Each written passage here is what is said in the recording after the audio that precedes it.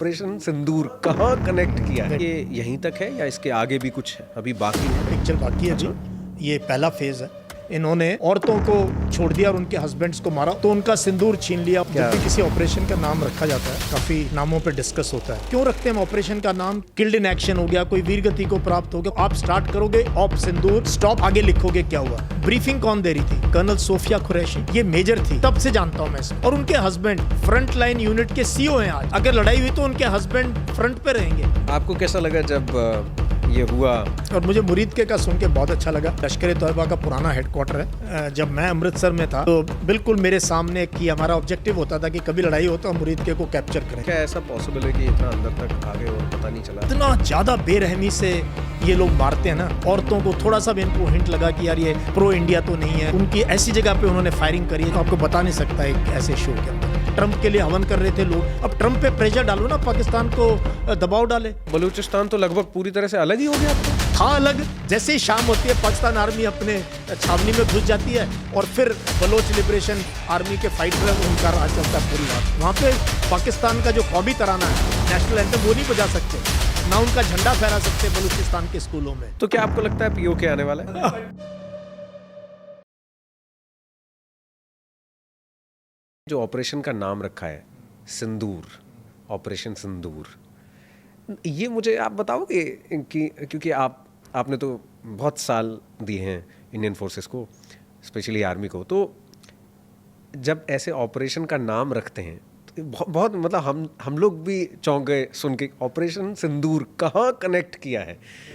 तो ये कैसे सोचते हैं आप? मतलब जब भी किसी ऑपरेशन का नाम रखा जाता है तो बहुत सोच समझ के रखा जाता है। काफ़ी नामों पे डिस्कस होता है।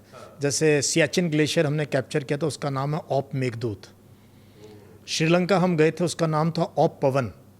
हमने कारगिल पे जो लड़ाई जीती उसका नाम था ऑप विजय।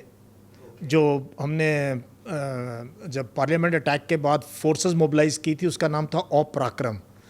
तो बहुत सोच समझ के नाम रखे जाते हैं ऑपरेशन के। और सिंदूर जिसका भी आइडिया था, अब प्राइम मिनिस्टर मोदी का है या किसी चीफ का है या NS, we don't know, but Bharat सरकार का है, फोर्सेस का आइडिया। ये ऑपरेशन तो फोर्सेस यूज़ करते हैं, है ना, जब करते हैं तो बहुत बढ़िया नाम है। क्योंकि इस पूरे के पूरे ये जो जंग शुरू हुई है, ये स्टार्ट हुई है 22 अप्रैल 2025 जब पहलगाम में इन्होंने औरतों को छोड़ दिया और उनके हस्बैंड्स को मारा उनके आगे, उनका धर्म पूछ के। तो उनका सिंदूर छीन लिया, उनका सुहाग छीन लिया। तो ये बहुत कनेक्ट हुआ इस देश के अंदर और दुनिया के अंदर कि भाई ये इस प्रकार का हमने पहले कभी नहीं देखा टेरर एक्शन। तो ये एक प्रकार से उनके सिंदूर की कसम, हिंदी पिक्चरों में भी कहते रहे हम, या उनके सुहाग की कसम। और इसलिए शायद ये बहुत बहुत सुंदर नाम है। और जिस प्रकार से ब्लैक के ऊपर सिंदूर लिखा है और ओ के ऊपर जो बिंदी और वो जो लाल रंग का वो सुर्ख सिंदूर है, आई थिंक जिसने भी रखा बहुत अच्छा नाम रखा है। पूरे देश के अंदर इस नाम को लेके खास तौर पे बड़ी प्रशंसा हो रही है। तो पीछे काफ़ी मेहनत होती है, मतलब हाँ, ऐसे बहुत नहीं डिस्कशन होता है, बहुत प्लानिंग होती है। ऐसे नहीं किसी ऑपरेशन का नाम रखा जाता, क्योंकि अभी इतिहास में जुड़ गया ये। अब जब भी बात होती है हमारा क्यों रखते हैं ऑपरेशन का नाम, कि इससे लेके आपका चाहे लॉजिस्टिक्स हो, आपकी फोर्सेस की मूवमेंट हो, अगर आपने कोई किल्ड इन एक्शन हो गया, कोई वीर गति को प्राप्त हो गया, कुछ भी है, अगर आपने कुछ एट्रीब्यूट करना है तो आप स्टार्ट करोगे ऑप सिंदूर, स्टॉप आगे लिखोगे क्या हुआ। तो इसलिए हर चीज़ तो ऑटोमेटिकली आइडेंटिफाई होती है कहाँ पर हुआ ये। मेरे घर से लगभग 8 लोग सेनाओं में हैं। फिर आपसे मेरी मुलाकात हुई थी तो एक एनर्जी बहुत अच्छी एक्सचेंज हुई थी। हम लोग टेड में साथ में थे। तो मुझे आपसे ये वैसे भी पूछना था कि क्या ऐसा तो नहीं है कि हमारे पास अब तक जब हम कहते थे तो हम कहते थे कि जब कोई बम गिरता है ना तो धर्म पूछ के नहीं गिरता है, जब गोली चलती है ना, आतंकवादी जब मारता है ना तो धर्म पूछ के नहीं मारता है। क्या ऐसा है कि टेररिस्ट साइड से कोई बहुत सही से दिमाग लगा के आपस में भिड़वाने की कोशिश कर रहा है और आपके बहुत ही जो मजबूत लाइन लेंथ है, जहाँ पे जिन बातों से आप मजबूत हैं, एक दूसरे से जुड़े हुए हैं, उन्हीं को निशाना बना के बिल्कुल उसी जगह टारगेट किया जा रहा है? इस बार तो क्लियर है। इस बार तो पूरी जो प्लानिंग है ये पाकिस्तान आईएसआई की, उनकी आर्मी की, जिस प्रकार के इन्होंने लोग भेजे, जिस प्रकार से प्लानिंग करी, जगह ढूंढी, टाइम ढूंढा, पूरी मतलब इसके पीछे बहुत प्लानिंग करी है उन्होंने। और एक भारत की फॉल्ट लाइन है, अब इससे जुटला नहीं सकते, हिंदू मुस्लिम नैरेटिव, और पिछले कुछ सालों से ज़्यादा भी है ये हिंदू मुस्लिम नैरेटिव, खासतौर पे टीवी पे बहुत ज़्यादा है, व्हाट्सएप सोशल मीडिया में बहुत ज़्यादा है। तो इसको उन्होंने एक्सप्लॉइट करना है। इसको एक्सप्लॉइट करने के लिए उन्होंने जान करके ऐसी जगह मेन टूरिस्ट सीज़न में जहाँ शिकारे चल रहे हैं, होटल फुल हैं, और जो है टैक्सी सारी की सारी जो है अवेलेबल नहीं है, फ़्लाइट सारी फुल जा रही हैं, पूरा भारत कश्मीर पहुंचा हुआ देखने के लिए। पिछले साल 2.5 करोड़ लोग कश्मीर गए थे घूमने के लिए पिछले साल। तो आप सोचो कश्मीर में अगर टूरिस्ट आएगा तो लोगों को मतलब एक खुशी का माहौल है, वहाँ मॉल खुल गए हैं, वहाँ पे पिक्चरें लग रही हैं, वहाँ पे पिक्चरों की शूटिंग हो रही है। तो ये पाकिस्तान कैसे देख सकता है कि नया कश्मीर बन रहा है, कश्मीर में हालात।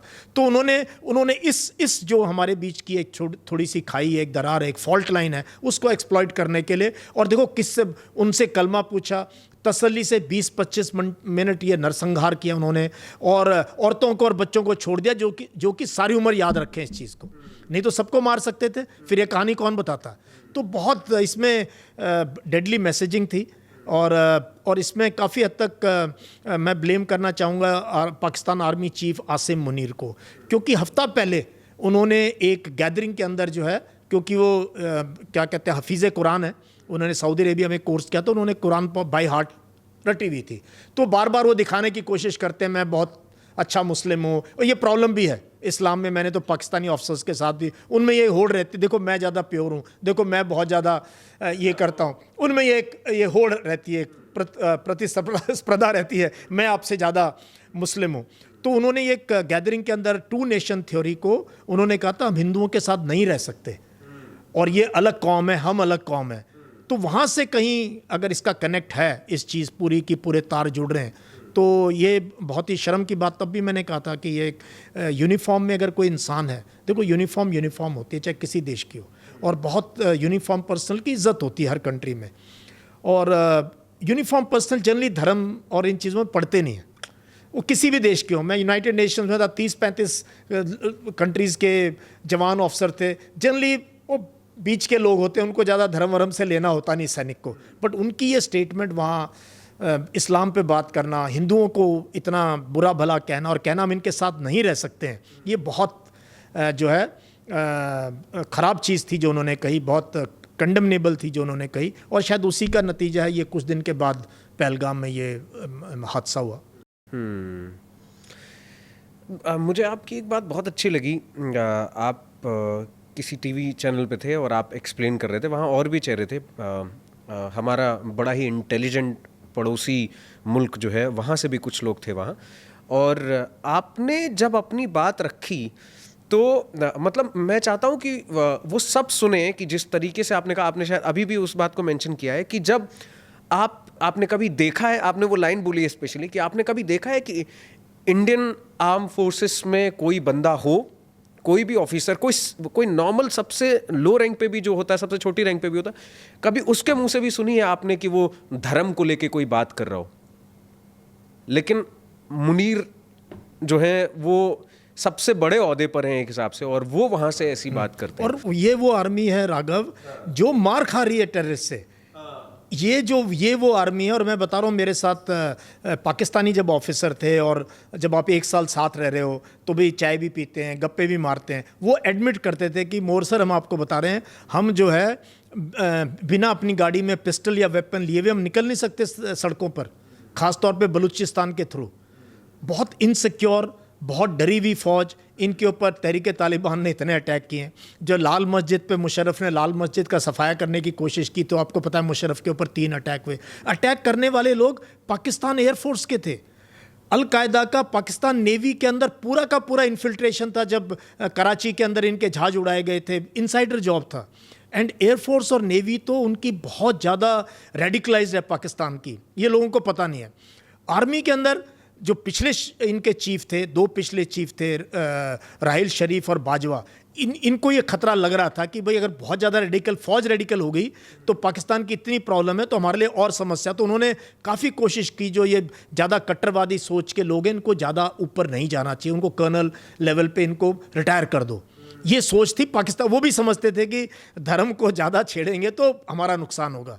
उस आर्मी के अंदर जो है आज वो चीफ है जो इस टाइप की बात कर रहा है, रिलीजन को लेके बात कर रहा है और उकसा रहा है। क्योंकि पाकिस्तान में ना राघव, सबसे बड़ी समस्या क्या है पाकिस्तान की, वो आज तक ये डिफाइन नहीं कर पाए कि मुस्लिम कौन है। आज तक उनकी पार्लियामेंट में ये सैकड़ों बार डिस्कस हो चुका है। अहमद याज को पार्लियामेंट के एक्ट से नॉन मुस्लिम डिक्लेयर किया हुआ है, वो नमाज नहीं पढ़ सकते। नमाज पढ़ते हुए पीछे अभी जब रोजे ये था, ईद से पहले उनको पकड़ लेती है पुलिस, कूटती है कि तुम नमाज क्यों कर रहे हो। और शिया सुन्नी के बीच में अलग अलग ग्रुप हैं। कुर्रम का जो इलाका है अपना खैबर पख्तूनवा में, वहाँ पीछे 150 शिया सुन्नी लाशें बिछ गई थी, अभी 2-3 महीने पहले की बात है। तो वहाँ जिस देश के अंदर इस्लाम को लेके इतना खून खराबा हो रहा है, इतनी मारकाट हो रही है, उनकी फ़ौज मार खा रही है इतनी बुरी तरीके से, वहाँ पर आप धर्म की जो है वो कर रहे हो। तो क्या ऐसा कहना सही होगा कि ये सो कॉल्ड वेरी इंटेलिजेंट पड़ोसी मुल्क की जो आर्मी है वो खुद अपने ही जनता को रेडिकलाइज करती है? एग्जैक्टली आपको पता नहीं कैसे हुआ, ये शुरू कब हुआ? ये शुरू किया था ज़ियाउल हक ने। ज़ियाउल हक मुहाजिर, दिल्ली में पैदा हुआ, सेंट स्टीफेंस कॉलेज का पढ़ा हुआ लड़का है वहाँ, और सबसे नालायक था अपने टाइम पे ये। लेकिन वो जुल्फ़िकर अली भुट्टो के नज़दीक आ गया जब वो मेजर जनरल था। भुट्टो ने कहा ये तो बड़ा अच्छा बंदा है, मुहाजिर है, इसके यहाँ कोई बेस नहीं है और इसको आर्मी चीफ बना देते हैं। तो जुल्फ़िकर अली भुट्टो ने ज़ियाउल हक को आर्मी चीफ बनाया। आर्मी चीफ बनाने के बाद ज़ियाउल हक ने जुल्फ़िकर अली भुट्टो को जेल किया, उसको एक फॉल्स चार्ज के अंदर फांसी की सज़ा दी, फांसी हुई जुल्फ़िकर अली भुट्टो को।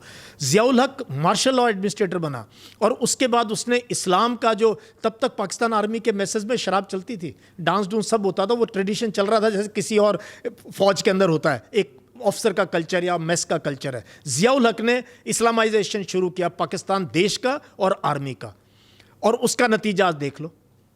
और वो दिल्ली से निकला हुआ हाँ, मुहाजिर।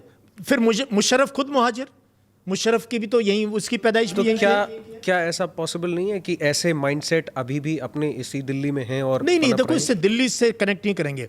आसिम मुनीर की पैदाइश पाकिस्तान में हुई है, बट उसके फादर वगैरह जलंधर के हैं।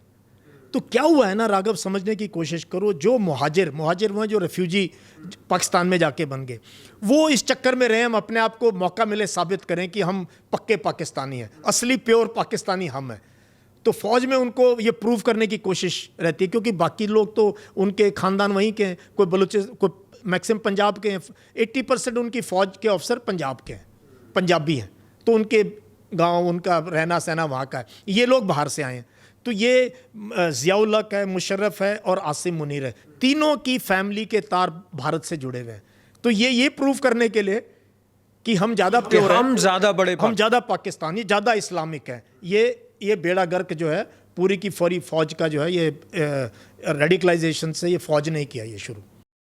और ये अपनी ही पॉपुलेशन का नुकसान मैं आपको राघव बता नहीं सकता। बलूचिस्तान पे आप मेरे यूट्यूब पे भी देख लेना, इस पे मैं पहले लिखता भी रहा हूँ, मैं पूरे एरिया को समझा है। बलूचिस्तान पे उनकी टैक्टिक्स बड़ी सिंपल है, जिसको उठाते हैं बॉडी नहीं मिलती, फिर वहाँ पे सीधा है डिसअपियर, जब नामो निशानी नहीं होगा। यहाँ सारे कानून वही ब्रिटिश के, जब तक लाश नहीं मिलेगी कोई मर्डर केस नहीं रजिस्टर्ड होता, कोई एविडेंस नहीं होता। तो लाखों बच्चे बलूचिस्तान के अंदर मकरान कोस्ट पे, ग्वादर के इलाके में जो है हर साल उठा लिए जाते हैं और मिलते ही नहीं है कभी।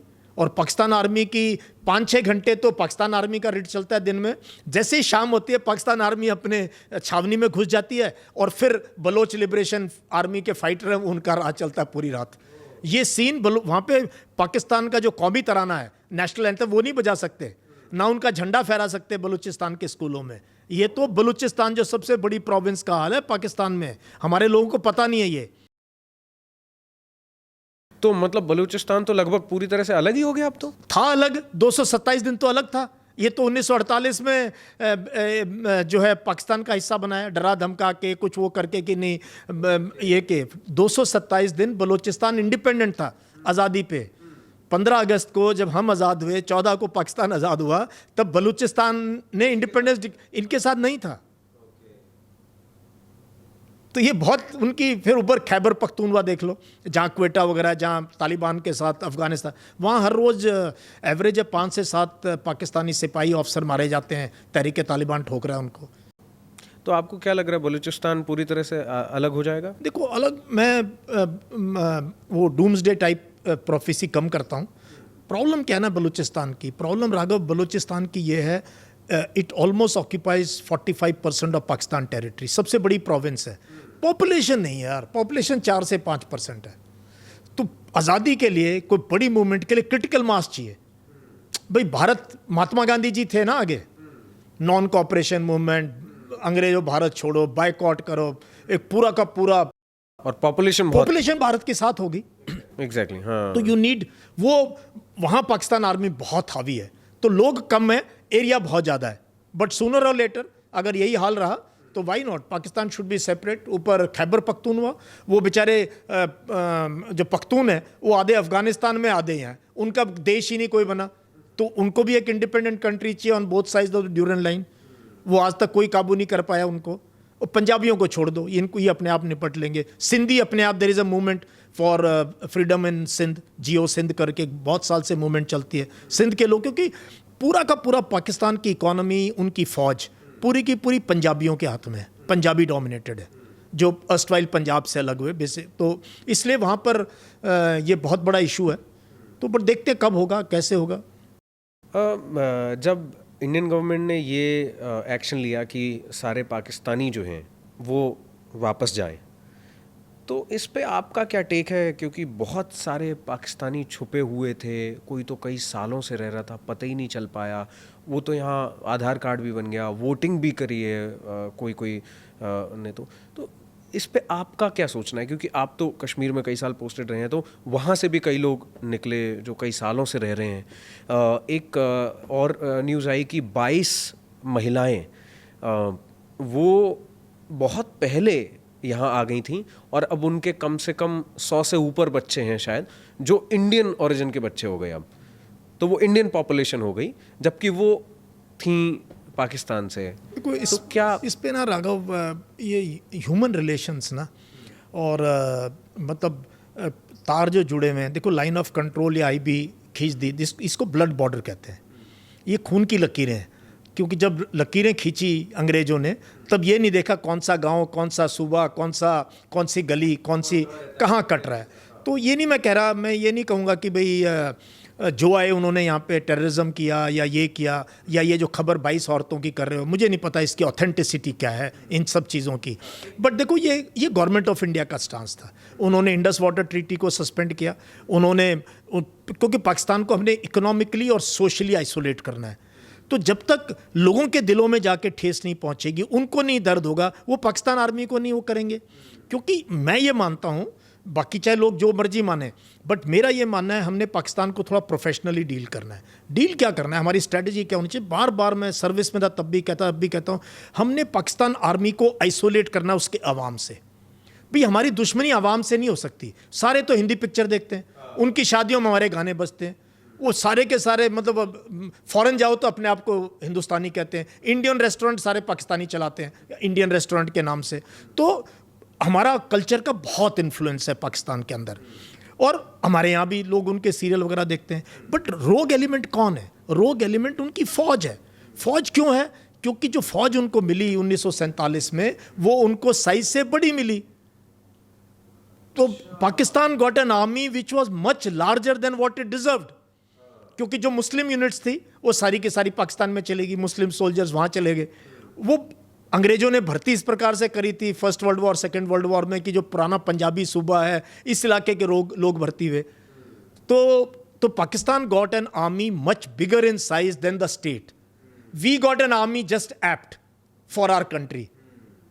पहली बात ये थी। दूसरी बात, हमारे पास लीडर थे ये जवाहरलाल नेहरू जैसे, बहुत विजनरी, बहुत जिनकी सोच। उन्होंने आर्मी को, जैसे ही देश आज़ाद हुआ, भाई इस प्रकार से, और हमारी आर्मी भी बिल्कुल पॉलिटिकल लीडरशिप के नीचे, हमने प्रोफेशनल, और जो भी वेरी प्रोफेशनल जो भी पॉलिटिकल लीडरशिप है, फौज के लिए कोई फ़र्क नहीं पड़ता। हम तो नेशनल इंटरेस्ट में काम करेंगे। और देखो आपने 47-48 की लड़ाई लड़ी, 65 की लड़ी, 71 की लड़ाइयाँ लड़ी, 84, ये सारा कांग्रेस के रूल में हुआ।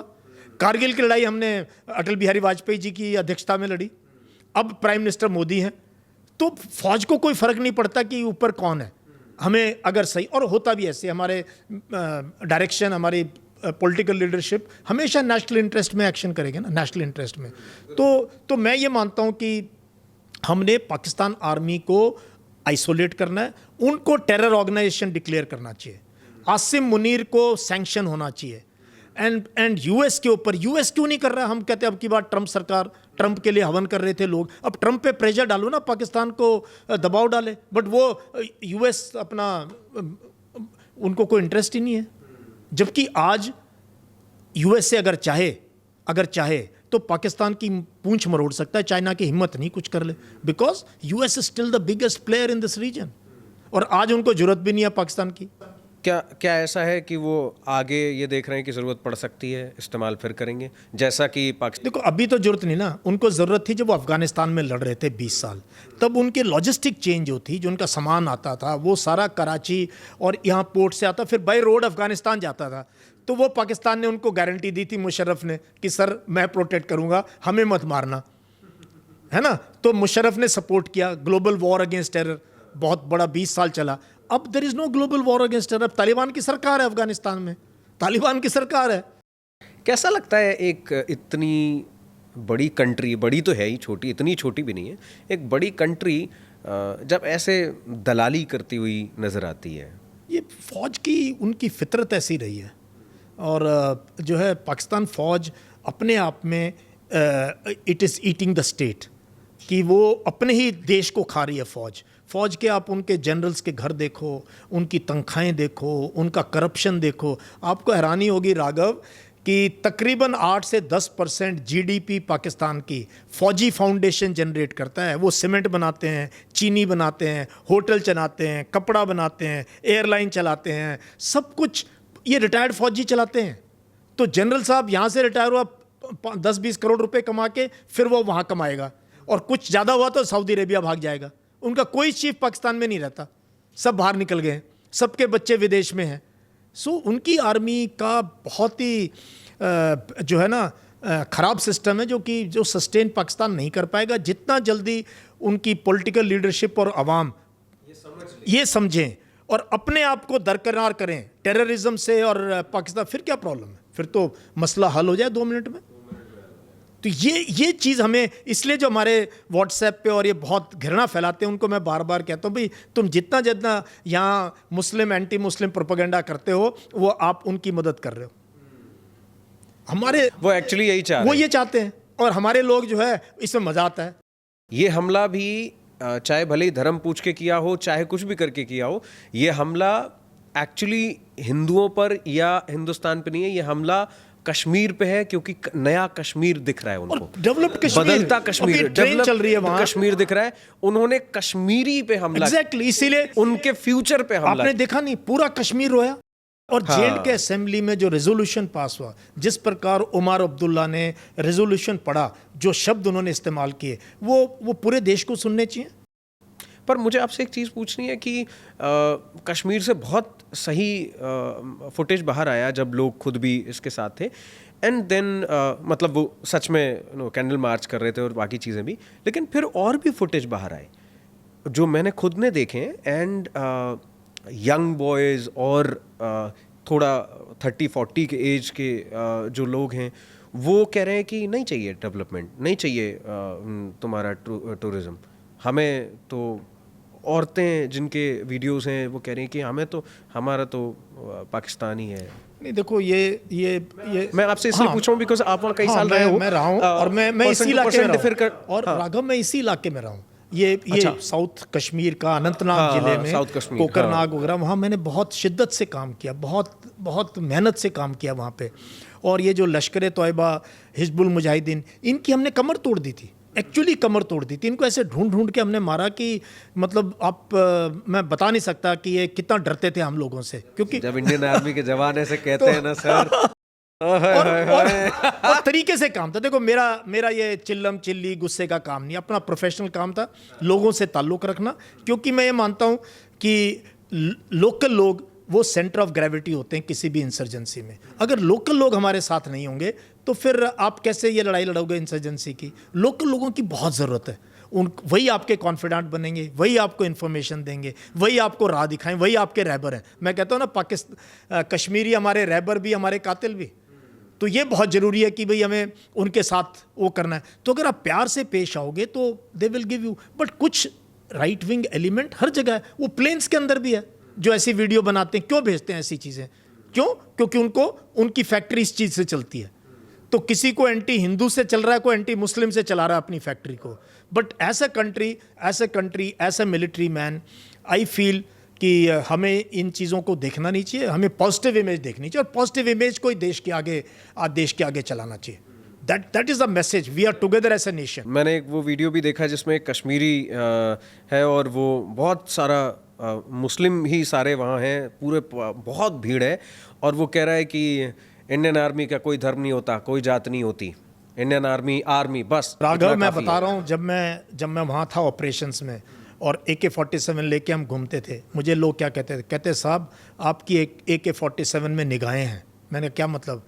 कहता निगाहें, आप, हमें पता है आप 36 राष्ट्रीय राइफल्स के हो, आपका नाम क्या है, आपकी कंपनी कहाँ है। अगर आप कुछ गलत करोगे तो हम आपके अगले हेडक्वार्टर में खानाबल में बता सकते हैं, ज़्यादा करोगे तो हम अवंतीपुरा में आपके GOC है वहाँ बता सकते हैं, हम पुलिस को। लेकिन ये जो आते हैं 2 टके के भाड़े के पाकिस्तानी, इनकी AK-47 की कोई निगाहें नहीं है। जब ये मार के चले जाते हैं किसको बताएंगे, कहाँ रोएंगे? और इतना ज़्यादा बेरहमी से ये लोग मारते हैं ना, जब ये सिविलियंस को। मैंने ऐसे केस देखे हैं कि औरतों को थोड़ा सा भी इनको हिंट लगा कि यार ये प्रो इंडिया तो नहीं है या कोई फ़ौज की मदद, मैंने उनके जो है उनकी ऐसी जगह पे उन्होंने फायरिंग करी है जो मैं आपको बता नहीं सकता। एक ऐसे शो के अंदर स्किन कर देते हैं लोगों को बहुत। ये इनका जो रहीम यार खान से आया है, पंजाब से आया है, वहाँ से लड़ने आया यहाँ, उसका क्या धर्म है यार? उसको कश्मीरी तो यहाँ देखता है। मैं कहता हूँ सबसे बड़ा शौक, मैंने एक पकड़ा था पाकिस्तानी, मैंने कहा यार तू, उसके जब सारी उसकी हो गई और उसके, मैंने कहा यार तुम किस लिए आए थे यहाँ, क्या लग रहा था? कहता जनाब हमें लग रहा था यहाँ तो हिंदू फौज है और मस्जिदें बंद हैं और लोगों को सुबह से कुटाई शुरू होती है, और यहाँ तो मैं कहता हम तो हैरान हैं यहाँ देख के। कहता यहाँ शाम को इतनी अजान हमने अपने पाकिस्तान में नहीं सुनते हम, और जितना इस्लाम इंडिया में फ्री है कहीं भी नहीं है, यहाँ सारे धर्म फ्री हैं। भाई इस देश में इतनी हमारे में एक टॉलरेंस है, और यही हमारी ब्यूटी है इंडिया की। यही हमारी ब्यूटी है कि थोड़ी सी अजान सुन गई, कभी गुरुद्वारे की गुरबानी सुन गई, मंदिर की घंटियाँ होगी, चर्च की घंटियाँ होगी। हम बचपन से पले बड़े ऐसी चीज़ के अंदर। तो उन्होंने मुझे हमेशा कहते थे सर आपकी AK-47 में निगाहें हैं, इनके नहीं है, इनका कोई धर्म कर्म नहीं है, आपकी हम शिकायत लगाते हैं, इनकी कहाँ किसको बताएंगे। मैं पूछने वाला था आपसे कि कभी किसी पड़ोसी मुल्क के किसी ऐसे टेररिस्ट को ऐसे पकड़ के बातें की हैं क्या आपने, थोड़ा कान पे लगाया है क्या? नहीं, मुझे बहुत मौके मिले इन लोगों के साथ डील करने का, और बहुत ही हमने। कभी किसी टेररिस्ट ने आपसे ये बोला है कि मैं भी फंस गया हूँ और मैं बाहर नहीं निकल पा रहा हूँ, अब मैं क्या करूँ, अब तो मुझे करना ही पड़ेगा? आपने वो मेरी फेमस स्टोरी सुनी होगी जहाँ हमने एक जिंदा टेररिस्ट को कैप्चर किया था, और जो है उसके बाद जब उससे बातचीत वगैरह करी तो पता लगा ये अपने ही देश का बच्चा है। तो उसके पैर में गोली लगी थी। हमने उसको अगेन, खबर देने वाला कौन था? लोकल था। हमें कैसे पता चलता कि भाई किसी इतने बड़े गांव हैं, मोहल्ले हैं, पहाड़ों में गांव हैं। कश्मीर के गांव हमारी तरह के गांव नहीं है, आप मत सोचते हो यूपी हरियाणा राजस्थान के गांव हैं। एक घर इधर एक घर उधर है, पहाड़ी है, फिर नाले आ रहे हैं, फिर कहीं मक्की की खेती है। मतलब एक घर से दूसरा घर कई बार नज़र नहीं आता है, और पहाड़ देखने में सुंदर लगते हैं, बट जब चढ़ना शुरू करो तो पता चलता है कैसे है। तो उन्होंने मुझे बोला कि ऐसे ऐसे घर के अंदर ये एक बंदा है, उसके पैर में गोली लगी हुई है, ये आया है किश्तवाड़ से या वो उस तरफ से कहीं पे बहुत दूर से, और यहाँ ट्रीटमेंट हो रही है उसकी। मैंने कहा अच्छा। हम गए दोपहर को, ऐसे टाइम पे उठा के लाए, तो उसे बोला हाँ मैम ये उसके गोली का निशान था, उसकी ट्रीटमेंट चल रही थी। उसके बाद हमने देखा कि उसने हैं बातें क्या हुई पूछो मत। एक ज़िंदगी का सफ़र हो गया उसके साथ, बहुत सुहाना। उसके बाद उसने माना कि हाँ बहुत बड़ी गलती हुई मेरे से। उसके बाद हमने उसको फ़ौज में भर्ती कर दिया, और वो रिटायर हुआ, शादी हो गई उसकी। और उसके आने के बाद जो उसने कमाल का काम किया, उसके आने के बाद हमने कम से कम 7-8 बड़े बड़े जो उस टाइम के सरगना थे लश्कर के और जैश ए मोहम्मद के, हमने उनको ऐसे जगह जाके मारा कि उसको पता था। उसने हमें राह दिखाई, उसने हमें राह दिखाई कि सर अब मैं आपका हूं और आप मेरे, अब मैं दिखाता हूं आपको।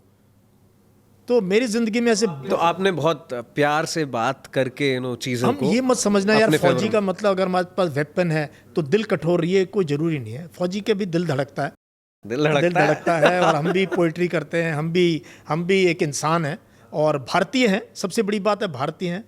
तो ऑपरेशन सिंदूर पे कुछ ऐसा मन में आया, 2 लाइनें हो जाए, पोइट्री करते हैं आप? तो मैं ऐसे ही पूछ रहा हूँ, अगर नहीं है तो कोई बात नहीं, नहीं पता नहीं, अब तो ये तो बहुत जब से हुआ है बहुत अफसोस हुआ जिस तरीके से उन्होंने किया। मैंने वीडियोस देखी और वो जगह जहाँ ये हुआ, तकरीबन जहाँ मैं था वहाँ से कोई 20-22 किलोमीटर अगर पैदल जाओ वो जगह, और इतना तो हम रोज़ कर देते थे पैदल, तो ज़्यादा दूर नहीं था जहाँ से मैंने काम किया वहाँ पे। और बट सैड पार्ट ये हुई कि हमें पता नहीं चला, बहुत देर तक हेल्प नहीं पहुँची। इन्हीं लोगों ने तो ये हेल्प करी, कैसे- इन्हीं लोगों ने हेल्प करी। हाँ, ये कैसे हुआ कि इतना पता नहीं चला? और क्या ऐसा होता है, आप वहाँ पोस्टेड रहे तो आपको मालूम होगा, क्या क्या ऐसा पॉसिबल है कि इतना अंदर तक आ गए और पता नहीं चला? और फिर इनकी ट्रेनिंग हुई, जो पता चल रहा है कि ट्रेनिंग तो पड़ोसी मुल्क के आर्मी में ही हुई है इनकी सारी चीज़, तो कैसे मतलब वो थ्योरी कुछ सॉल्व कर पाए, आप सॉल्व कर पाए? देखो इस केस का तो मुझे पता नहीं है, अभी तो NIA वगैरह इन्वेस्टिगेट कर रहे हैं, सारी एजेंसीज, और उनको ढूंढ भी रहे हैं। लेकिन देखो पहले भी इस इलाके में हमने मारे हैं बड़े बड़े नामी ग्रामी मिलिटेंट, आज से 20 साल, हाँ आते हैं, आज आप पहुंच जाते हैं यहाँ तक, देखो पहुंच जाते हैं, उनको उनकी बेसेस हैं, उनका सपोर्ट सिस्टम है, जिनको हम ओवरग्राउंड वर्कर्स कहते हैं, जो चुपचाप इनके लिए काम करते हैं। ऐसे लोग हैं, मैं ये नहीं कह रहा नहीं है ऐसे लोग। बट हमें क्या करना है, मेरी मैसेज तब भी यही थी, तब भी मैं यही बोलता था, भाई जो ये एलिमेंट है इसको हमने उठा के इनको ठीक करना है, जो इनको सपोर्ट करते हैं। आम इंसान को तकलीफ नहीं होनी चाहिए, जिससे वो ना इधर जाए। जो बीच में है फेंस सिटर्स जो हैं, उनको हमें अपना बनाना है। हमारे हैं वो तो हैं ही हमारे, उनको पूरी इज्जत के साथ और वो करना है। और जो ये लोग हैं अपनी इंटेलिजेंस से, लोगों से पूछ के इनको आइडेंटिफाई, यही काम करते थे हम। हमें जब पक्की खबर होती थी कौन वो, हम J&K पुलिस के साथ उनको बता देते थे, या बहुत अच्छे तरीके से डील किया जा सकता है इनको। आपका बहुत प्रोफेशनल तरीका है आपका डील करने, और वो अच्छा है मतलब। तो ऑपरेशन सिंदूर आज हुआ है, क्या आपको लगता है ये यहीं तक है या इसके आगे भी कुछ अभी बाकी है? पिक्चर अभी बाकी है? ऐसे भी पिक्चर बाकी है, tweets आ रहे हैं? पिक्चर बाकी है अच्छा। अभी, ये पहला फेज़ है। और जैसे कि मैंने सुबह कहा हिट हार्ड, तो हमने hard, yes yes yes yes, I saw that, yes yes, मेरे कॉन्सेप्ट, मेरी फिलॉसफी बहुत तगड़ी है। मैं फौज में पढ़ाता था ये सब चीज़ें। हिट हार्ड, तो हमने हिट कर दिया, hit hard. Now we have to hit harder next cycle में। जब भी अब पाकिस्तान करेगा, पुंछ में कहते हैं शहर के अंदर बम गिराए उन्होंने कुछ, और कई जगह पे, मुझे अभी फिल्टर्ड न्यूज़ आ रही है तो पता नहीं। तो वो क्या करेंगे, अभी सिविलियंस को हिट करेंगे। हमारे यहाँ किसको हिट करेंगे? अगर मिलिट्री टारगेट को हिट करेंगे तो हम छोड़ेंगे नहीं इनको, क्योंकि हमने कोई मिलिट्री टारगेट हिट नहीं किया, हमने टेरर कैंप हिट किए हैं, उनके मदरसे हिट किए हैं जहाँ से ये निकलते हैं। तो नेक्स्ट साइकिल में we have to hit harder. तो अभी 9 टारगेट मारे, अगली बार 18 या 27 या इन्हीं टारगेट्स को, और एंड देन नेक्स्ट स्टेज में फिर ये कुछ करेंगे, देन कंटिन्यू हिटिंग हार्ड। तो hit harder, continue hitting harder. So this philosophy हर साइकिल में, और हर बार हमने दुश्मन से सोच में आगे रहना है, जिसको मैं कई बार समझाता हूँ OODA लूप, OODA, ऑब्जर्व करो, ओरिएंट करो, जल्दी डिसाइड करो और एक्ट करो, इसमें टाइम मत लगाओ। अब प्रधानमंत्री ने फुल पावर दे रखी है फोर्सेस को। अब जो है तीनों सेनाओं की अच्छी अगर तालमेल है तो हर साइकिल में हम, अब पाकिस्तान जब तक इसको रिएक्ट करेगा हम अगले स्टेज पे पहुंच चुके होंगे। तो क्या होता है ना राघव, मैं बार बार चिल्लम चिल्ली से काम नहीं बनेगा। गुस्सा होना is not a strategy. Anger जी, लाल बबूला आंखें, मुंह तोड़ जवाब, ये कोई स्ट्रैटेजी थोड़ी है। स्ट्रैटेजी है एनिमी के माइंड को कैसे अफेक्ट करना है, उसको साइकोलॉजिकली और फिजिकली पैरालाइज करना है आपने, कि वो समझ ना पाए यार मैं क्या करूं, कि आसिम मुनीर और ये सब जो है परेशान हो जाएं, उनका स्टाफ, सर अब वहाँ बॉम्ब, सर अब वहाँ हो गया, सर ये हो गया, वो कह यार ये हो क्या रहा है। तो वी हैव टू, जैसे नियाजी के साथ किया, क्या हुआ था 71 में, क्यों इतने लोगों ने सरेंडर किया भाई, क्यों किया सरेंडर उन्होंने? बिकॉज हमने साइकोलॉजिकली उनको पैरालाइज कर दिया था, उनको समझ नहीं आ रहा था अब क्या करें। तो the beauty of a war of this kind lies in winning without destruction, without casualties. जितना होगा वो तो होगा ही होगा, कम से कम हो और स्टिल आपकी जीत हो। तो तो इस ऑपरेशन में अभी ऐसा पता चल रहा है, जैसे वीडियोस आ रहे हैं और बाकी खबरें आ रही हैं कि हमारा भी राफेल गिरा है, जबकि अरे ये खबर पहले पाकिस्तान ही आई। के ये जो हैंडल हैं वो उन्होंने कोई पुराने जहाज का जो फ्यूल टैंक नहीं फ्यूल टैंक जो जेटिसन करता है, जब जब एयरक्राफ्ट उड़ता है ना तो काफ़ी फ्यूल कैरी करता है। कई बार उसकी स्पीड को बढ़ाने के लिए वो जो अपने फ्यूल टैंक को गिरा देता है, वो एल्यूमिनियम टाइप का होता है। उसकी फ़ोटो मैंने कहा यार कुछ तो शर्म कर लो तुम कोई तो ये इनकी ना डर्टी ट्रिक्स डिपार्टमेंट, इसको मैं क्या कहता हूँ आईएसआई को डर्टी ट्रिक्स डिपार्टमेंट, इनके पास फुकरापंती छुटपुट ना, ये बहुत ही बचकाना हरकतें, ऐसी वीडियो डालेंगे 3 रफेल अरे तुम कहाँ से मतलब तो वो तो आए थे हमारी तरफ, और पाकिस्तान के भी कुछ वीडियोस देखे, उनमें पता चल रहा है कि 4 उनके एयरप्लेन इधर की साइड आए थे और 2 ही वापस गए प्लीज हैं। Don't believe anything. जब ऑफिशियल ब्रीफिंग होगी सिर्फ उसी को सुनो, सिर्फ ऑफिशियल हैंडल को फॉलो करो, बाकी किसी को। मेरे टाइमलाइन पे इतने पाकिस्तानी आते हैं कमेंट करने के लिए, अभी देखना अब ये कर देंगे, मैं क्या तुम रहने दो यार। कई बार कहता हूँ यार तुम अपने फौज को पहचान लो, अभी बेवकूफ़ मत बनो। तो क्या आपको लगता है पीओके आने वाला है? देखो मैं अभी पीओके वगैरह की बात नहीं करना चाहता आज। अब ये बहुत क्या ऐसा है कि आप इसलिए नहीं करना चाहते क्योंकि आप खुद रहे कई साल और आपको पता है कि कहाँ नहीं, कैसे अभी हमें टेरिटरी लेने के लिए बात नहीं करनी चाहिए। अभी हमें जो उनका टेरर इंफ्रास्ट्रक्चर है, अभी वो मैसेज देनी है पाकिस्तान आर्मी को कि अपनी हरकतों से बाज आ जाओ। अब वो है एम। अब हम बात करें जी बलूचिस्तान ले लें, पीओके ले लें, सिंध ले लें, ये दिस विल भी मतलब कोई मज़े की बात नहीं है। फिर हम वो जो व्हाट्सएप यूनिवर्सिटी वाली बातों में आ गए फिर। अच्छा तो आपको पक्का लगता है हम एक वॉर की तरफ बढ़ रहे हैं? I don't know, I am not मतलब क्या कहते हैं, मैं वो इतना प्रेडिक्ट नहीं करना चाहता डूम्सडे टाइप सिनेरियो, बट अगर बढ़ रहे हैं तो बहुत सोच समझ के बढ़ेंगे। और हमने अच्छा 14-15 दिन का हमारे पास टाइम था प्लानिंग करने का और सब कुछ करने का, तो हमने दुश्मन के जितने भी ऑप्शंस हैं सारे वर्कआउट किए होंगे। और बहुत अच्छी सिनर्जी है अभी हमारे पास सीडीएस का डिपार्टमेंट जो पहले नहीं था कारगिल की लड़ाई में, तो तीनों सेनाओं के अंगों के बीच में एमएचए और रक्षा मंत्री जो है, डिफेंस मिनिस्ट्री और होम मिनिस्ट्री दोनों अलाइंड हैं, प्राइम मिनिस्टर स्ट्रांग है, स्ट्रांग गवर्नमेंट है सेंटर के ऊपर, तो होगा लड़ाई तो देखी जाएगी।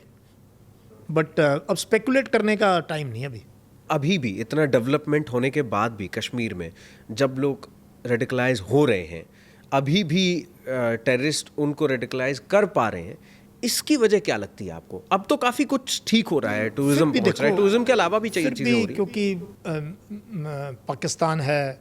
और अब ना राघव क्या हो गया है, पहले रेडिकलाइजेशन होता था मदरसों वगैरह के थ्रू, ये हम सुनते थे, बट पिछले 20 साल से जब से इंटरनेट और दुनिया फ्लैट हुई है, सोशल मीडिया आया है, अब रेडिकलाइजेशन के लिए किसी मदरसे में जाने की ज़रूरत नहीं है। अभी अगर आपके पास फ़ोन है, इंटरनेट कनेक्शन है, और आप एक तरह की वीडियो या एक तरह का प्रोपेगेंडा देखना शुरू करो तो कोई भी रेडिकलाइज हो सकता है। So there are attempts to radicalise people in Kashmir. There must be a lobby जो चाहती है कि रेडिकलाइजेशन बढ़े। और ये क्या पाकिस्तान का पूरा देखो, क्या वो चाहता है, ये आग जो है जलती रहे। Cut India by bleed India by 1000 cut, Zulfikar Ali Bhutto ने कहा था ये, वो तो फांसी की सज़ा काट चुका है, चला गया वो तो, ठीक है, उसकी बेटी भी जा चुकी है, तो उनके तो परिवार का देख लो क्या हाल किया इन्होंने, पाकिस्तान आर्मी ने। और इन्होंने इमरान खान खुद जेल में है, इमरान खान जेल में जो प्राइम मिनिस्टर था कुछ दिन पहले तक। तो there will always be an attempt by Pakistan and by many radical organization कि भारत के मुसलमान को ये करते रहो कहीं ना कहीं। बट ये ब्यूटी हमारे देश की, इतने लोग होने के बावजूद भी the level of radicalization is very very less. It is एक मतलब बहुत स्मॉल परसेंटेज है। बाय एंड लार्ज सब लोग अपनी ज़िंदगी जीना चाहते हैं, और इस देश में, इस मुल्क में जो आज़ादी है काम करने की, हुनर सीखने की, और अगर टैलेंट है तो कुछ भी करने की, तो ये तो भारत की अनोखी बात है। बिल्कुल। एक विकास दिव्यकीर्ति सर ने भी बड़ी अच्छी बात कही थी कि इमेजिन करो कि बहुल समाज पे हमला हुआ हो और धर्म पूछ के हुआ हो, और 4 चीज़ें और हुई हैं जो बहुत ही गंदी हैं, और सबको प्रोसेस करके तब मारा गया हो, एंड आपके देश में वही बहुल समाज, जबकि बहुत संख्या में बहुत ज़्यादा है, और फिर भी कहीं भी कोई भी ऐसा आपस में भिड़ने वाला सीन नहीं हुआ हो, तो सोच लो कि हम मतलब बुद्धिजीवी रूप से थोड़ा आगे बढ़ रहे हैं, समझ के आगे बढ़ रहे हैं। 99 में कारगिल हुआ था, हमारी सारी गाड़ियाँ श्रीनगर और इसी रूट से जाती थी। उस दौर में 2.5 महीने 3 महीने जब कारगिल की लड़ाई हुई, एक बॉम्ब ब्लास्ट नहीं हुआ कहीं पर भी, एक अटैक नहीं हुआ हमारी गाड़ियों के ऊपर। हमारा एमनिशन हमारा सारा इसी रूट से आता था, टनल के थ्रू, और श्रीनगर होते हुए और जोजिला होते हुए। कोई कश्मीरी नहीं आया हमारी गाड़ियों पर। और हर आप बाकी भी जगह देखो तो बाय एंड लार्ज देखो, ये इस चीज़ को जितना ज़्यादा हम कोशिश करेंगे यूथ को एड्रेस करने की, फिर बाकी एरियाज़ में भी हमें कॉलेजेस के अंदर कश्मीरी बच्चों को नहीं पीटना चाहिए, या शॉल सेलर्स की छोटी छोटी बचकानी हरकतें करते वो ब्लो अप हो जाते हैं। सो उस चीज़ का ये रेडिकल एलिमेंट्स फ़ायदा उठाते हैं। कैसे हैंडल करना चाहिए जब कोई कश्मीरी बच्चा खिलाफ बात कर रहा है, कितना भी हम सही बिहेव कर रहे हैं उसके बाद भी वो एक ऐसी मेंटालिटी से आ रहा है या बात ऐसी कर रहा है जो इंडिया के खिलाफ है। सपोज हम तो ऐसा कह रहे हैं कि नहीं नहीं कोई बात नहीं, कश्मीर तो अपने, नहीं नहीं नहीं है अपना, हम नहीं मानते, तो हम उसको हैंडल कैसे करें? आप इसका एक बढ़िया एग्जांपल बताओ, सो दैट हम एक आम जनता भी फॉलो कर देखो सके। हैंडल, जैसे घर में लड़ाई नहीं हो जाती, बाप बेटे की लड़ाई हो जाती है, भयंकर लड़ाई हो जाती है, घर छोड़ के निकल जाते हैं, और भाई भाइयों में लड़ाई हो जाती है, बहन भाई में लड़ाई हो जाती है, चाचे ताऊओं में लड़ाई हो जाती है, बात नहीं करते सालों तक। इसको उस तरीके से देखना चाहिए कि टेम्परेरी है, और गले में हाथ डालो, बैठ के चाय पियो, अब गुस्से में अगले दिन फिर बात करो। तो कहीं ना कहीं ये लार्ज हार्टेडनेस थोड़ी सी होनी चाहिए। बहुत बड़ा मुल्क है हमारा, बहुत बड़ा विशालकाय देश है, और मैं हमेशा कहता हूँ राघव बच्चों को कि please don't forget we are manifestation of a great civilization. 6,500 साल की हमारी रिटर्न हिस्ट्री है। ऐसी छोटी मोटी चीज़ों से हम घबरा जाएंगे तो ये फिर वो हमारा जो राइट विंग फ्रिंज वो भी फिर इन मैसेजेस को बढ़ावा देता है। तो हमें, जो हम लोग कम से कम हैं, जो इनकी बातें लोग सुनते हैं, युवा सुनते हैं, मेरे आपको पता है लाखों बच्चे मुझे फॉलो करते हैं, तो मैं यही मैसेज देता हूँ कि अब ये देश को जोड़ने का वक्त है और हाथ मिला के चलने का वक्त है। आप देखो ना, आज ऑप सिंदूर की ब्रीफिंग कौन दे रही थी? कर्नल सोफिया कुरैशी। हाँ, मुझे उनके बारे में बात करनी थी, आज की ब्रीफिंग के बारे तो मैं सोफिया कुरैशी को, ये मेजर थी, यंग मेजर थी, तब से जानता हूँ मैं इसको। मैं इसको मिला था बहुत साल पहले, और तब ये एक इंटरनेशनल कोई ट्रेनिंग इवेंट थी, उसमें इंडिया की कंटिजेंट कमांडर थी। मैंने कहा व्हाट आर यू डूइंग? तो मेजर थी यहाँ सोफिया। मैंने कहा या Sofia what are you? Sir I am contingent commander. फिर मैंने इसकी अखबार में फ़ोटो देखी, फिर मैं मिला, मैंने कहा दिस वेरी गुड। सो एक इंटरनेशनल उसके अंदर अपनी मेरिट पे, ये नहीं कि because she is female, because Muslim, वो एक इंडिकेटर है, ये तो बहुत ज़बरदस्त इस चीज़ के ऊपर। But she is very professional, she is commanding a unit, वो फुल कर्नल है भाई, वो लेफ्टिनेंट भर्ती हुई है, मेजर बनी है, लेफ्टिनेंट कर्नल बनी अपनी मेरिट पे, और आज सीओ है, एक सिग्नल की यूनिट की सीओ है। और आपने देखा उसकी ब्रीफिंग पूरे वर्ल्ड मीडिया को कैसे ब्रीफ कर रही है। तो ये भारत की बेटी है, भारत की बेटी है। मैं कह रहा हूँ ये क्या मैसेज दिया है। ये जो बेवकूफ़ लोग हिंदू मुस्लिम करते हैं उनके मुंह पे तमाचा, ये सोफिया कुरैशी की ब्रीफ। और उनके हस्बैंड एक फ्रंट लाइन यूनिट के सीओ हैं आज। अगर लड़ाई हुई तो उनके हस्बैंड फ्रंट पे रहेंगे। दोनों को मैं जानता हूँ बहुत अच्छे से, और मैं ऐसे बहुत ऑफिसर्स को जानता हूँ राघव, जो और बच्चों को जानता हूँ जो कि ये इस पॉलिटिक्स में है ही नहीं धर्म की। वो बहुत मतलब they are just like you and me. Why should we see कि भाई तुम बताओ तुम कितने पैट्रियोटिक हो। वो पर्सन टू पर्सन डिफर कर जाता है, मुझे ऐसा लगता है। और वही संभालने की, इसीलिए मैंने पूछा कि उसको कैसे, क्योंकि ऐसे कैसे चलेगा कि अगर कोई कहीं से कह रहा है और भले ही वो बच्चे यहाँ रह रहे हैं, अभी वो पढ़ रहे हैं और अचानक से वो कुछ हुआ एंड देन उन्होंने किया, अब हम मान के चलो उनके खिलाफ खड़े हो जाएं, कुछ का कुछ हो जाए, तो फिर हम इसको संभालें कैसे? फिर वो कुछ ना कुछ वहाँ जो करेंगे। न्यूज़ जाएगी ना, जो घरों में उनके जाएगी, जो ये वीडियो सोचो, जो इस चीज़ को फैलाना चाहता है, ये वहाँ वायरल कर देगा। देखो आपके बच्चे तो फलानी जगह पे इंजीनियरिंग कॉलेज में इनकी तो पिटाई होगी, इनको तो ये उनका मकसद पूरा हो गया। वो जो करना चाहते थे कश्मीर में हमला, वो आपने एक्चुअली हेल्प हो कर दी गया। उनकी, आप तो हेल्प कर रहे हो उनकी। तो इसीलिए मेरे जैसे लोग, जबकि मेरी इस बात के लिए बहुत ट्रोलिंग करते हैं, मैं बार बार, बट मैं निडर हूँ और निर्भीक हूँ कि देश को जोड़ना है, सबको साथ चलना है। ये हमारे हैं, हम इनके हैं, ये देश इनका है सबका है। पर सही है। आपको कैसा लगा जब ये हुआ, 9 जगह एयर स्ट्राइक की है और आराम से धर्म पूछा था ना, तो धर्म और कर्म दोनों बता दिया है। और मुझे मुरीद के का सुन के बहुत अच्छा लगा, क्योंकि मुरीद के लश्कर तोयबा का पुराना हेडक्वार्टर है। और मुरीद के जब मैं अमृतसर में था तो बिल्कुल मेरे सामने कि हमारा ऑब्जेक्टिव होता था कि कभी लड़ाई हो तो हम मुरीद के को कैप्चर करें। मेरे सपने में आता था कि मुरीद के, तो जब मैंने पढ़ा सुबह, जब ये खबर आई 3 बजे करीब और मेरा फ़ोन बजना हुआ, तो मैंने देखा उसमें मुरीद के भी एक टारगेट है, तो मुझे पर्सनली बहुत अच्छा लगा। तो इसीलिए मैंने आज ट्वीट भी किया कि मुरीद के को मौका मिले तो दोबारा हिट करना चाहिए। नहीं सही है, ये अपने अपने वही हमारा ऑब्जेक्टिव था।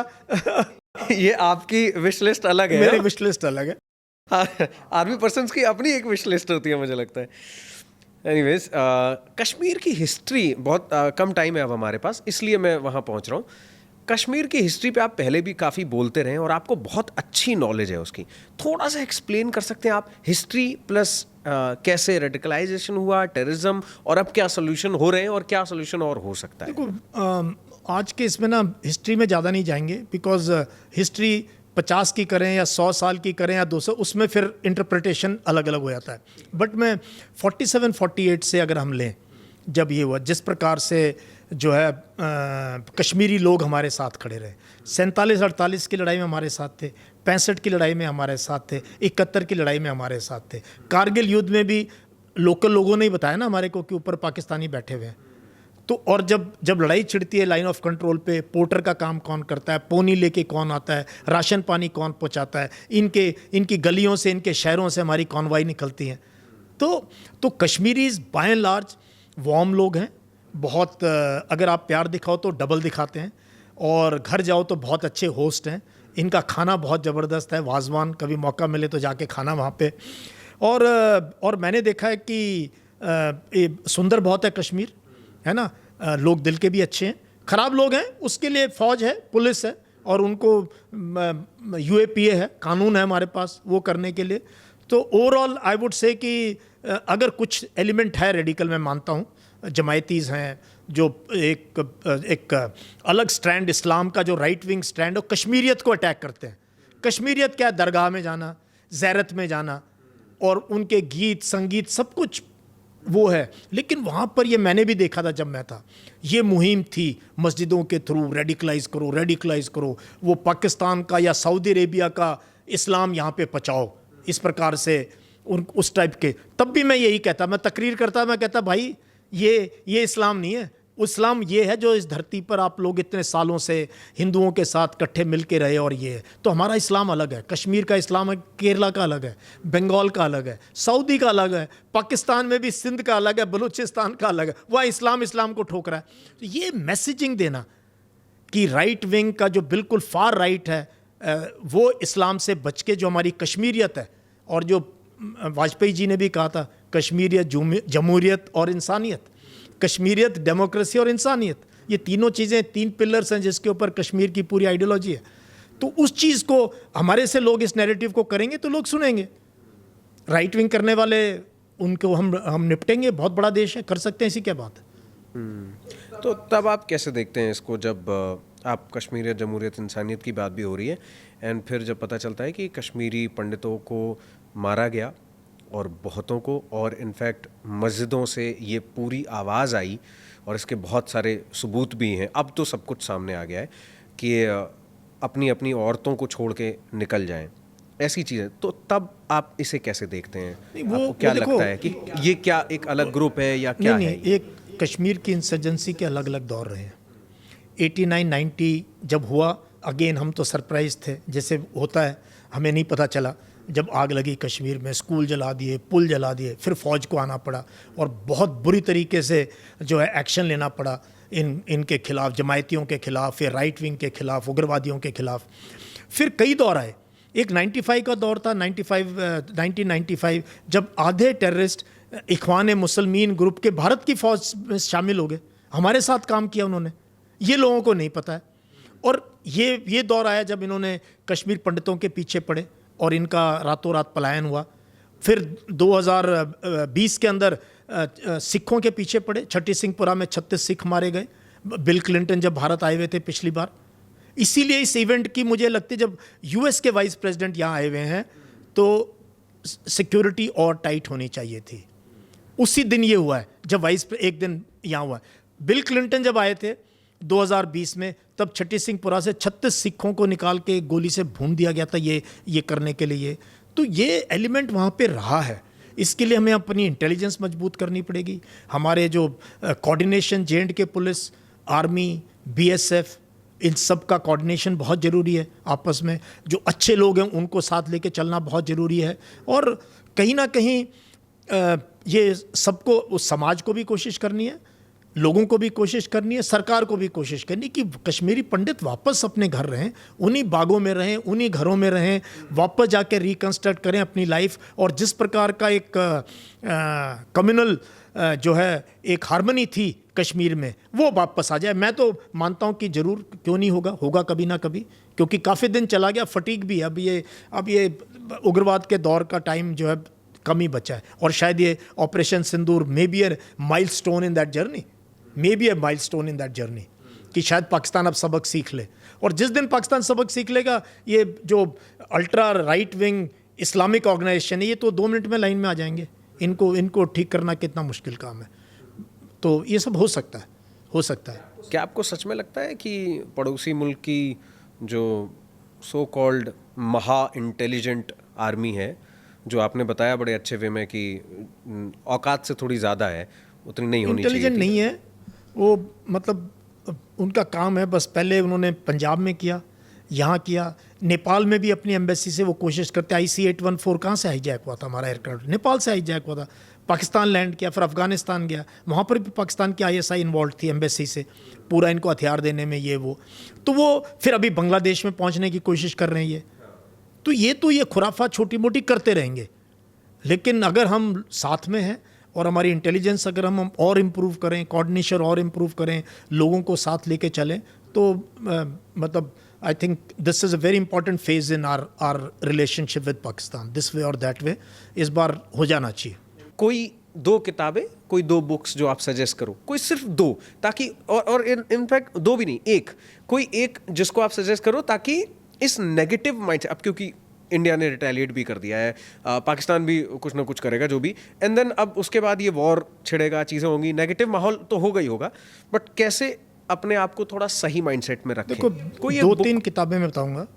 एक तो विलियम डैलरिम्पल एक ऑथर हैं, भारत में रहते हैं, अंग्रेज हैं, बट उन्होंने पिछले 200-300 साल के इंडियन हिस्ट्री के ऊपर जो रिसर्च किया है वो मतलब काबिल तारीफ़ है। उनकी एक किताब है द अनार्की, जिसमें उन्होंने ब्रिटिश ईस्ट इंडिया ने जब अपना शेयर होल्डिंग बनाई लंदन में, वो 20 लोग जिन्होंने कंपनी इस्टेब्लिश करी और भारत में आके ट्रेड शुरू करी 1600 में, और कैसे बैटल ऑफ प्लासी इन्होंने जीता, कैसे जगत सेठों को ब्राइब करी, और पूरी की पूरी इंडिया की वहाँ से लेके और 1857 तक की पूरी हिस्ट्री को इतना ब्यूटीफुल तरीके से डिस्क्राइब कर, हर भारतीय को पढ़नी चाहिए किताब, कि भाई ये हुआ तुम्हारे साथ, कैसे कंपनी ने, ईस्ट इंडिया कंपनी ने तुमको गुलाम बनाया तुम्हारे देश को। देख लो, लेसन वहाँ हैं, यूँ के यूँ हैं, कहीं जाने की जरूरत नहीं है, व्हाट्सएप पे नहीं, उस किताब में है, पूरा का पूरा एक्शन है।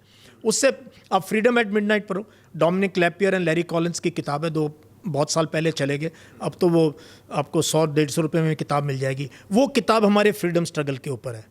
वो इतनी ब्यूटीफुल बुक है कि आपको पूरा का पूरा कैसे हमारा फ्रीडम स्ट्रगल हुआ, किस लीडर का क्या रोल था, अंग्रेज़ों की निगाहों से वो पूरा का पूरा डिस्क्राइब्ड है। आपके रोंगटे खड़े कर देगी किताब, and you will finish it in 1 गो।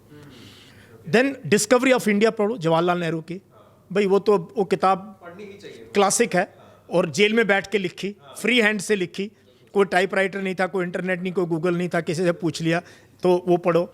फिर मैं जो है आपको जो है उसके बाद बहुत किताबें लिखी गई हैं। शहीद भगत सिंह का why I am an atheist, हर नौजवान को पढ़ना चाहिए भाई। आप डीपी लगा रहे हो भगत सिंह की, लेकिन कट्टर बने हो, फिर तो ये तो 2 चीज़ें मैच ही नहीं होती ना। फिर ये तो नहीं होता कि तुम भगत सिंह को बहुत मानते हो लेकिन उसकी आइडियोलॉजी को तुम फॉलो करने के लिए तैयार नहीं हो। तो ऐसे नौजवान थे, पढ़े लिखे नौजवान थे। कमाल की बात क्या राघव, फ्रीडम स्ट्रगल में जितने लोग थे, चाहे ये गरम दल के लोग थे या कांग्रेस के लोग थे, सब पढ़े लिखे थे, हाईली क्वालिफाइड थे। आज कुछ आता नहीं है, कुछ नहीं है, ये करने में लगे हुए। तो किताबें अगर अच्छी पढ़ोगे, मैंने कुछ किताबें बता दी, फिर हमारी 47-48 को लेके बहुत किताबें लिखी गई हैं, बट अच्छे सोर्स से, जो समझदारी से लिखी गई किताबें, you will get everything. India का स्ट्रगल, फिर 91 में कैसे हमारी इकोनॉमी, एक इंडिया अनबाउंड किताब है गुरचरण दास की, गुरचरण दास ने भी ज़बरदस्त किताबें लिखी है। वो आपको बताएगा कि भारत ने कैसे 91 में जब नरसिम्हा राव जी प्रधानमंत्री थे, मैं उसको जो लिबरलाइजेशन हुआ हमारी इकोनॉमी का, जिसके आज हम मज़े ले रहे हैं, जो मज़े ले रहे हैं ना, ये मोबाइल लेके घूम रहे हैं, और ये इसकी शुरुआत पीवी नरसिम्हा राव जी की सरकार ने करी थी, और मनमोहन सिंह जी उनके आर्किटेक्ट थे। तो उसके ऊपर एक बहुत ज़बरदस्त किताब है, हाउ डिड वी, ये लाइसेंस राज को कैसे ख़त्म किया, इंडिया अनबाउंड, कि इंडिया ने कैसे ये जंजीरें तोड़ी लाइसेंस राज की 91-92 में। पढ़ लो, और बाद में कहोगे तो एक और पॉडकास्ट में मैं किताबों की बात कर दूंगा। इतना टाइम देने के लिए भी थैंक यू। जाते जाते बताएं कि आप बहुत अच्छी जिम्मेदारी अभी भी निभा रहे हैं। ऑलरेडी आप डेली सुबह, आपका रूटीन बहुत इंपॉर्टेंट है। आई थिंक आप इंस्टाग्राम सर का देखें या यूट्यूब देख लें, आपको पता चलेगा कि इस आर्मी से बाहर आने के बाद भी वो रुक नहीं रहे हैं। इनफैक्ट यूथ को बराबर की क्या कर सकते हो, बजाय इसके कि कहीं इधर उधर जाओ, भटको, चार फालतू बातों में बैठो, आप एक्चुअली सही कर रहे हैं। तो कुछ और जो आपके मन में है, जो आप करना मैं चाहते क्या कर रहा हूँ, मैं, आपने सही कहा, मेरी सेकेंड इनिंग्स जो मेरी सेकेंड इनिंग्स मेरी पहली इनिंग्स से ज़्यादा कामयाब मुझे हो रही है, और 4 साल ही हुए हैं अभी इसको स्टार्ट करते हुए। तो यूट्यूब है, इंस्टाग्राम है, फेसबुक है, ट्विटर है, इसके थ्रू मैं हमेशा यही बातें करता हूँ जो आज मैंने की हैं, सेकुलरिज्म की, प्लूरलिज्म की, आइडिया ऑफ इंडिया की।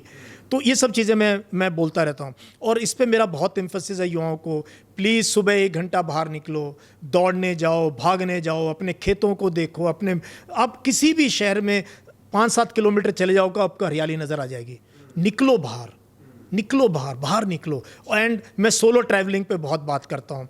Travelling is investment. इतना सुंदर देश है तुम्हारा, आप वहीं कुएं के मेंढक बन के बैठे हो। बाहर कितनी ट्रेन इतनी सस्ती, बस सस्ती, बिना टिकट के चले जाओ, ट्रक में बैठ के चले जाओ, कभी नागालैंड चले जाओ, असम चले जाओ, लेह लद्दाख चले जाओ, लाहौल स्पीति चले जाओ, केरला चले जाओ। यार इतना खूबसूरत देश है, निकलो बाहर और एम्ब्रेस डाइवर्सिटी। मेरा ये आजकल सब एम्ब्रेस डाइवर्सिटी। आपके दोस्त देखो कौन कौन है, क्या आपकी कास्ट के सारे दोस्त हैं, क्या आपकी कम्युनिटी के हैं, या कोई और लोग भी आपके यार दोस्त हैं? तो get out of this, gate physically fit, start reading, because the India of future will depend on the kind of youth you spend today. तो आपके ऊपर डिपेंड है। हम लोग सब 10-15 साल में, 20 साल में सब जय हिंद हो लेंगे। तुमने देश को आगे चलाना है, तो कैसा देश आप चाहते हो वैसा आज बनाना शुरू करो। ठीक बात है। Thank you so much sir, Raghav, बहुत इतना अच्छा टाइम लगा। देने के लिए। Thank you. बहुत अंदर की बातें आपने बाहर बता दी।